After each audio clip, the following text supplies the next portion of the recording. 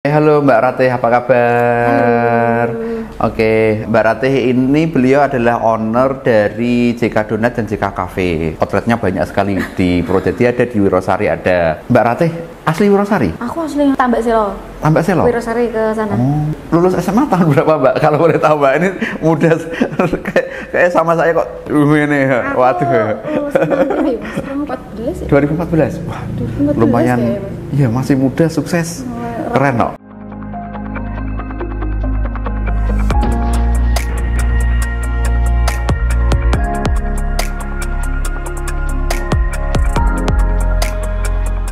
Buka usaha ini bagaimana dulu ceritanya dong?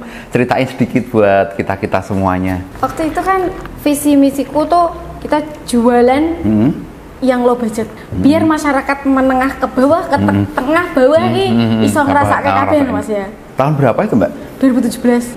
Berarti udah jalan 8 tahun jalan ini. Dulu standnya di mana Mbak? Dulu pertama? Dulu COD Mas. Oh, dulu dari rumah COD, jadi via WA. Via WA, via Facebook lah. Facebook. Enggak kayak sekarang. Sekarang kan sosmed kan untuk jualan semua. Jualan Mas. semua ya. Itu masih lajang berarti di rumah Lajang. gitu ya? Masih saya masih kerja di koperasi dulu. Oh, koperasi. Oke. Dulu kan saya marketing loh Mas. Jadi kan kalau marketing kan kita kan cari nasabah tuh. Nah, aku sambil nyambi. Oh, iya. Sambil jualan. Jadi Sambil kan aku jualan. punya nasabah sambil tak tawar-tawar. Tawari. Sedikit demi sedikit Iya. mengumpulkan customer. Iya. Yang di ini sekarang udah berapa cabang Mbak Ratih? Alhamdulillah udah 3. Udah untuk 3. donat. Produk atau layanan apa aja sih Mbak? Maksudnya yang di produknya itu banyak apa memang sedikit atau yang ditonjolkan dari JK Donat itu Mbak? Produk. Produknya banyak apa? Kalau produk kita spesialnya donat kentang Mas. Kita tuh donat kentang karena memang dari dulu kan kita awalnya donat kentang terus kan merambah sedikit demi sedikit. Tantangan terbesar yang dihadapi ketika menjalankan usaha donat ini apa sih tantangannya gitu? Kita kan usaha kecil mikro. Jadi kan nggak mungkin pakainya koki ya Mas ya. Jadi kan karyawan biasa. Dari karyawan biasa sih nggak mudeng opo-opo ki Mas. Dari nol dia memang basicnya tidak tahu menahu tentang roti.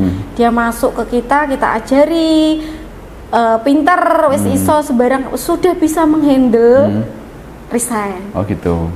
Kayak gitu sih. Itu nggak ada minimal kerjanya gitu Mbak? Ada? Nggak ada ya? Pengusaha-pengusaha ya pasti merasakan seperti yang sama itu ya? lah Mas. Oke. Iya. Sekarang karyawan ada berapa Mbak Ratih? Paling 20-an Mas. 20-an? Keren. Sedikit loh Mas, sedikit Keren. loh. Sedikit. 20, keren. Ada bedanya nggak sih ketika sebelum dan sesudah direnovasi? Beda pasti Mas. Beda? Gimana ceritain Mbak? Anu Mas, bocah saiki ku pengennya tuh yang estetik. Ya, tempat lah. Pada nyari tempat yang estetik, kok di foto, di upload, yang sosmed kan seperti itu ya Mas ya.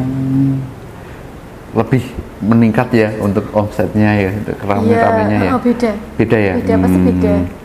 Nggak minat untuk di-franchise-kan Mbak?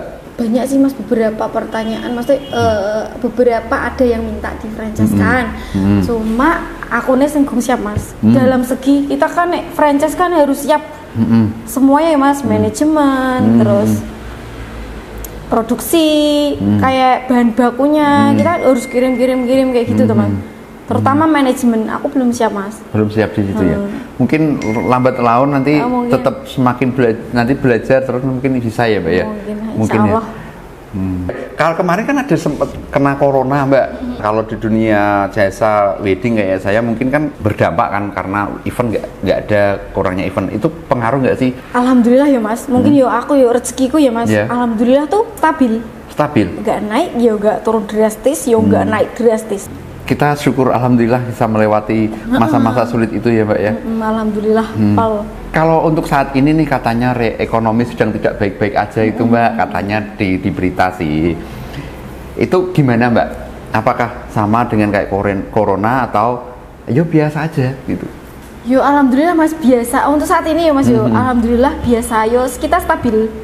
Stabil yo kadang naik, kadang stabil. Ada persaingan nggak sih Mbak yang dihadapi sama Mbak Ratih itu? Enggak sih, kayak aku bikin produk apa, harganya berapa, nanti kompetitor lah kita langsung bikin produk itu. Terus harganya di bawah kita.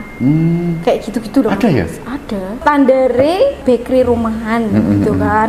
Karena kita kan toko ya Mas ya. Dan aku kan juga punya cabang kota. Gak mungkin aku mengikuti standar harga sini kan. Kita jangan fokus ke kompetitor ya. Nah, kita fokus ke kebutuhan pelanggan nggak sih? Iya betul. Mbak, kekhawatiran apa sih Mbak yang dirasakan seorang pengusaha, misalkan kayak Mbak Ratih gitu? Ada? Yo khawatir terutama satu bayar karyawan. Bayar karyawan. Pasti kan Mas. Operasional kan gede. Ada ya seperti itu. Yang saya pelajari dari dokter Andri Nugroho itu. Seorang pengusaha itu lebih banyak berdoa. Karena kenapa kok lebih banyak berdoa? Karena setiap harinya dia itu dihadapkan pada ketidakpastian. Itu nikmatnya jadi pengusaha, Mbak. Terakhir Mbak Ratih, ini buat teman-teman yang di sosial media, minta pesannya dong. Untuk teman-teman yang mau memulai usaha, itu tetap semangat karena di era sekarang itu kompetitor kita banyak banget dan Gen Z sekarang itu pengennya jadi pengusaha semua, gitu Mas? Ya. Jadi tetap semangat. Ya, tetap semangat dan selalu inovasi. Ya. Selalu inovasi dan buat ide-ide yang baru. Oh, buat ide-ide yang baru. Oke. Oke, terima kasih atas waktunya Mbak Ratih. Sampai ketemu di podcast selanjutnya dan sampai jumpa.